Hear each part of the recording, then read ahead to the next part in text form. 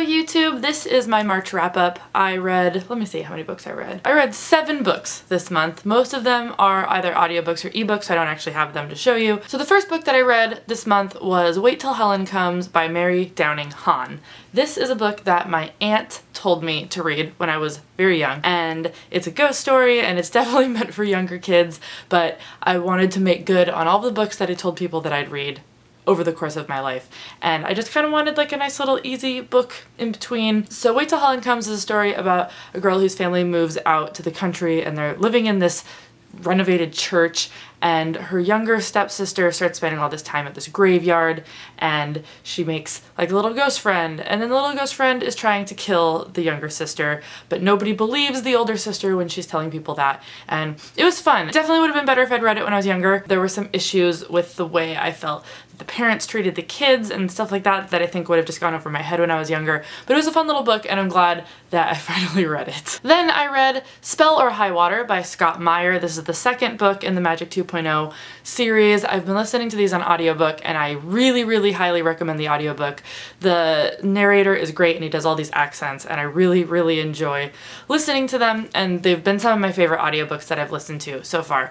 Spell or High Water takes the story in a completely different direction than the first book. I really can't say anything about the plot without giving away some massive spoilers. Just know that if you liked the first one, the second one is a hilarious romp through a different part of existence.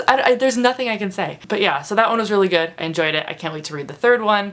Highly recommended. Then I read The Name of the Star by Maureen Johnson. This was my this was my February book club book of the month, so I'm embarrassed that it took me until March to read it. This is actually the book that made me change my book club from 1 book a month to 1 book every 2 months because I was falling behind. But this is a book that's been on my shelf for a really long time. Maureen Johnson is someone that I really enjoy, her books, and just her as a person, and for some reason this one just sat on. This is in like every single book guilt video I ever made.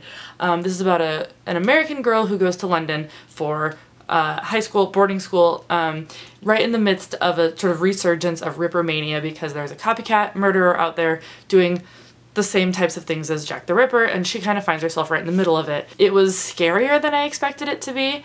I really like Jack the Ripper stuff. I really like serial killer stuff. I've been in like a really dark book mood lately.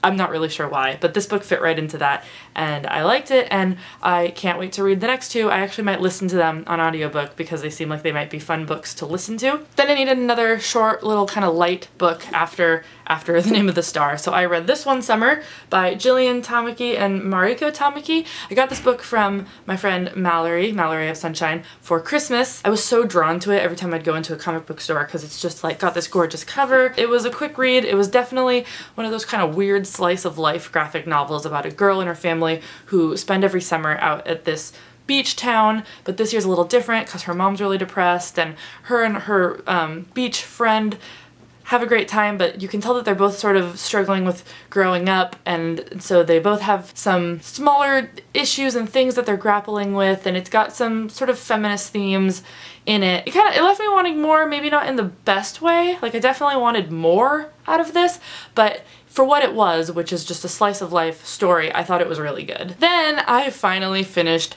Cress by Marissa Meyer. If you've been following my book videos, you know that I have a very, not even love-hate, I'm gonna say like tolerate-hate relationship with this series. I honestly don't know why I put in all the time to finish it. This is a 15-hour audiobook, but I did it and it was fine. I have a lot of issues with this series. I did a review on Goodreads that kind of encapsulates my thoughts a little bit more because I wrote it sort of right when I was in the mindset of finishing it. I just still think Scarlet is just such a boring character, and I thought that Thorne and Cress's relationship was like creepy at best, and I just think that Kai is kind of a waste of space. And all of these characters like kind of started good, and then a lot of them just sort of devolved. I just wanted to know about Cinder, honestly. Like at the end of the day, I didn't want all these other characters. I just wanted Cinder. And so I genuinely don't know if I'll end up reading Winter when it comes out. I definitely am not going to read Fairest because I have zero interest in Lavanna. I just am so surprised how popular these books are because I really, really struggled to get through this. I'd be driving and listening to it and would like audibly groan when things would happen, like out loud in my car.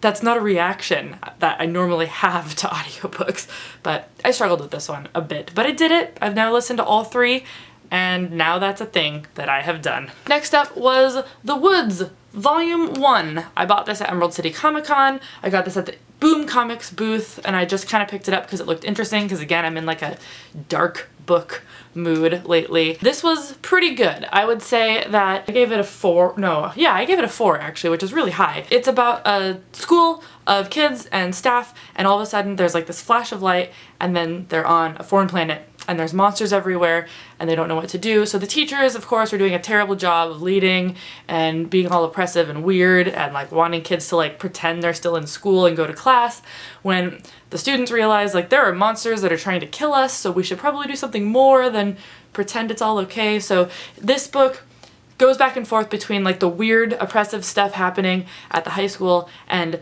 the small group of students who snuck out to go sort of investigate and explore, and their experiences out in the woods with all of these scary monsters. So yeah, I think that it definitely relied a little heavily on some high school tropes and things, but as for the people that were out in the woods, I really enjoyed that plot line, and the monsters were creepy. There was definitely a couple points where I like cringed.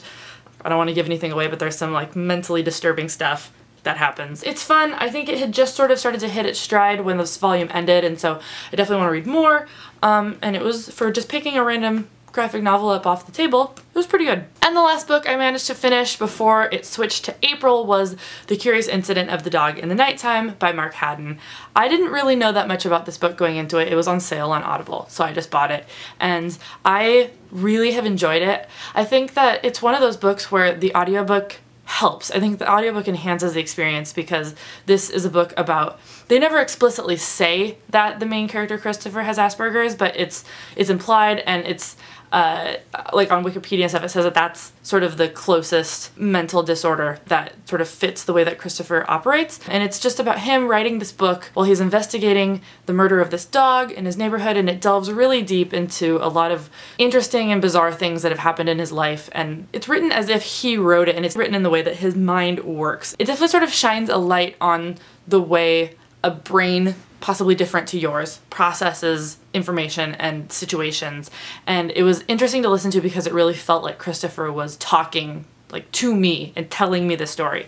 And so it was kind of an intense way to like start my day when I'd listen to it on my commute to work, but I really, really enjoyed it. I gave it a 4, mostly just because it sometimes was like tough to listen to, because there would be these chapters where it would just delve really deep into sort of math, because he does a lot of math problems to calm himself down, and I really don't like math, and I would get sort of lost in those chapters. But that wasn't really a fault of the book, that was just me not jiving with the book, which I think is totally okay, because I'm not the kind of person who uses math to calm me down, and so it was eye-opening, and I liked it. And I've been trying to read more books outside of my normal sort of bubble of books that I read. As for my April TBR, the book club book of the month for March-April, which I've just started reading, is Since You've Been Gone by Morgan Matson. This is just the book jacket, which, by the way, is gorgeous and amazing, and I didn't realize this until I saw it in, I think it was Katie Tastic's video, and then I opened my own book and was like, what? I'm in the middle of this one right now.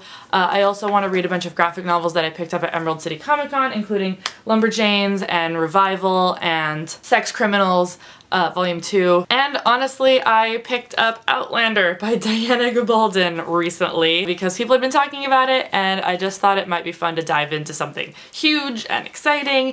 And so I got this book, and it's over 800 pages, so honestly this might take me the rest of the month, but we'll see. This is definitely on my list to start, so we'll see. Let me know, of course, what you're reading right now, and as always, if you want to read books along with me and all of the people in my book club, it's called the Restricted Section. It lives on Goodreads, and we discuss a new book every 2 months, and it's a lot of fun, so I'll put a link down to that below. I would love your recommendations for good audiobooks, because I definitely pick audiobooks to read differently than I pick normal books, and sometimes I struggle finding a good audiobook, so let me know down below some of your favorites, and I hope you're having a good day. I will see you next time.